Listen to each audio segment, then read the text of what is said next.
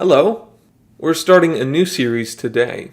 It's a draft examination, and we're thinking about each team's draft approach going back 10 years and whether or not that approach has been successful. We're starting in 2013, and this is the Angels.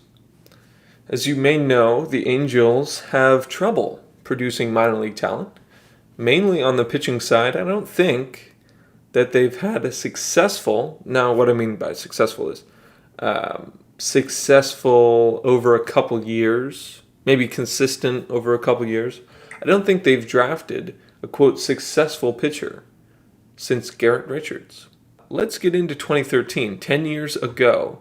How did the Angels go about it? Take a look at the positions. Out of the top 12 picks, they didn't have a first round pick. Maybe they lost it in competitive balance. They chose 11 pitchers and one catcher, Stephen McGee. 2 of those pitchers made the bigs. Kyle McGowan, not very successful so far. Keenan Middleton, a little bit more successful. A good tool I like to use is this one down here. 4 played in the majors out of 39 picks for a total of .2 WAR. So not a very successful draft. So 2014 now we're moving up. And we see Sean Newcomb at the top there, who was a former Angel, went to the Braves, had some success, and then fell off, and now is back with the Angels. Maybe he's with the Giants now. It's tough to keep track of him. A little bit more major league success, though, from this group as far as reaching the big leagues. 17% reached the bigs, so that's a pretty good rate. Adam McCreary there at the bottom, 22nd rounder. Pretty rare to see a 22nd rounder in the bigs.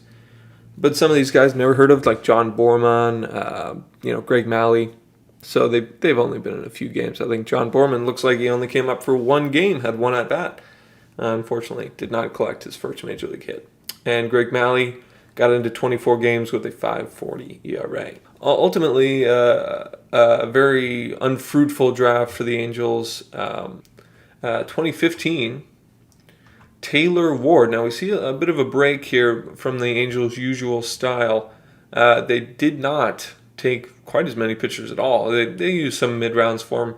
But overall, they went mostly with position players, including Taylor Ward, who had a nice breakout, in 2022. Jahmai Jones has not found any success. David Fletcher, probably their most successful draft pick over the past 10 years. 10.5 WAR, which is a pretty good sample over 501 games. So I applaud them for that pick. He sort of fits their mold of a scrappy second baseman, like Adam Kennedy or David Eckstein, of course. I can't forget that guy. But take a look down here at the 39th round. They got Jared Walsh. I did not know that he was such a low round pick, almost the 1200th pick, in fact. But Jared Walsh racked up 2.7 WAR so far, and you know what? He has got some potential.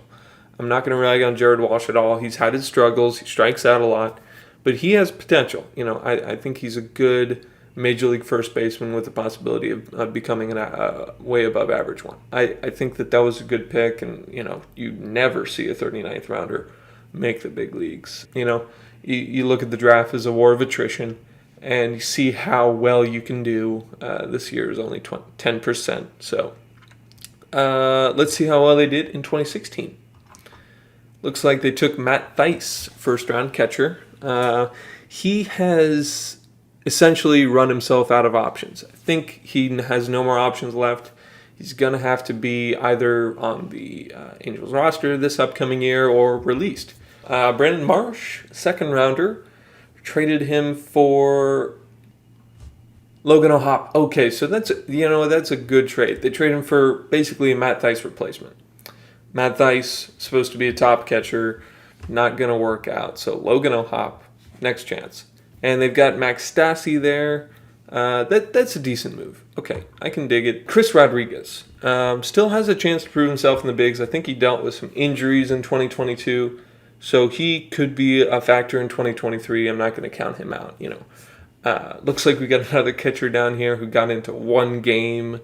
Didn't even get in at bat, actually, which is sort of sad.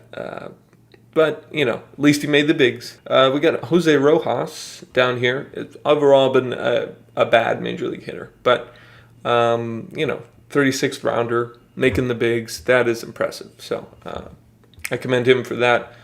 Overall, we've only got 12% making the bigs. 0.5 WAR for this group, so not an overwhelming group. And they don't even have Brandon Marsh anymore. 2017... Oh, man, do I have to go on my Joe Adell rant? I guess I do. All right, I'll make this quick. Joe Adell is, I'm an avid fan of baseball. I watch baseball all the time. I'm not a Joe Adell fan. I'm not an Angels fan. But I know exactly how Joe Adell can be successful. I mean, look at this. He is one of the most physically gifted players I've ever seen. He's got 161 games under his belt. And he's hitting with a 616 OPS. I mean, that is just mind-boggling to me that the Angels could let him go 3 years of trying to break into the bigs and not get through his skull this very important lesson. Get in the weight room, man. He is so flexible. He is so physically gifted that if they just put him in the weight room for 6 months, he would be a drastically better player. He is so gangly out there. I mean, you watch him at the plate. You watch him in the outfield. Everything he does is just a big body whip. It's so long and flexible. It's not a baseball move. He's a golfer out there. Got to tighten him up. I mean, not like tighten him up to get a hamstring tear or something, but tighten him up so that he can control his body. If I'm the Angels, I'm not going to hang around on this guy until he gets to his arb years and then say, oh, well, we might trade him away, see what we can get for him. That's just crap. I'm sorry. I'm going to quit with my Joe Adell rant. Thank you for listening. Griffin Canning dealt with some injuries, so I think 2023 could be a good year for him. The Angels rotation actually has a bunch of options. Maybe not the best options, but they do have a lot of good options. And so Canning can be one of those guys. Let's move on. 2018. Right, so we see back to this trend, right? Right-handed pitchers just dotting the draft. The top picks, Jordan Adams, Jeremiah Jackson, could still have some success in the bigs. I will not rule that out. Jordan Adams, sort of like Adell. He doesn't have that kind of power, but he is extremely physically gifted. Same with Jackson. Kyle Bradish. Let's spend a moment here. He was a highly touted pitcher, obviously, 4th rounder. They traded him with a couple other players. They didn't think Kyle Bradish was enough, in fact, for Dylan Bundy. And now Bradish has shown some flashes of great success on the Orioles. And they had Bundy, the Angels did, for a couple of years, had one good year in 2020, and had one really bad year in 2021. It's just puzzling to me that a team with a lot of struggles developing upper minors arms has traded away, in the recent years, one of their top arms for a 4th starter. That's just puzzling to me. Let's see if Bradish's career pans out. He's got some talent. Take a look at the 6th, 7th round pick. That's a couple of good choices for them. Some relievers, Austin Warren, Andrew Volts, who have had some success at the big league level. And Cooper Criswell, Kyle Tyler, who's sort of had a sad story. I think he's been released by at least 5 organizations. And he's still crawling back, trying to claw his way into the big leagues. He's had some appearances. Look, I mean, he's not ineffective in a short sample. So, 2019. Now, we're getting into the era where basically none of these guys made the big leagues. Now, some of these drafts produce, superstars, of course. We see a lot of guys make the big leagues out of the 2019, 2020, even 2021 draft so far. Will Wilson was traded to the Giants, their top pick, traded to the Giants in a salary dump for Zach Cozart. With Zach Cozart. He wasn't traded for Zach Cozart. So the Giants ate that contract and then released Cozart, and now Wilson is fighting for a spot, maybe to join the Giants in 2023. Maybe I've heard of Kyle Brnovich, Garrett Stallings, but these guys, maybe still have some development to go. I'll give them the benefit of the doubt, but this is obviously Angels' team who's having trouble developing minor league pitching. See this mass of pitchers here that they are obviously getting the message. They know what they need to do. 2020. Now, I'll give them credit here. They took a top echelon pitcher. They knew they needed it. First rounder, 30 starts, 4.27 ERA. Still got room to grow. Throwing a no-hitter. 2021. Take a look at this. Obviously, not many guys are going to be making the big leagues just 2 years later. But Chance Silseth has a chance to be a late rotation starter. He's got a good arm. Last year, he came up for 7 starts, did not pitch very effectively, but we know that this is the draft. This is the draft. Look at that.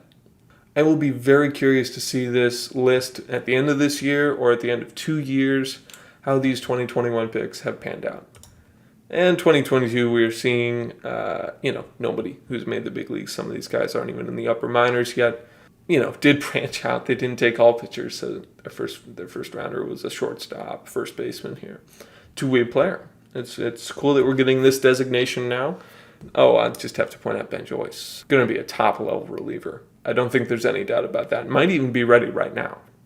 So thanks for listening in, watching in. Catch you next time.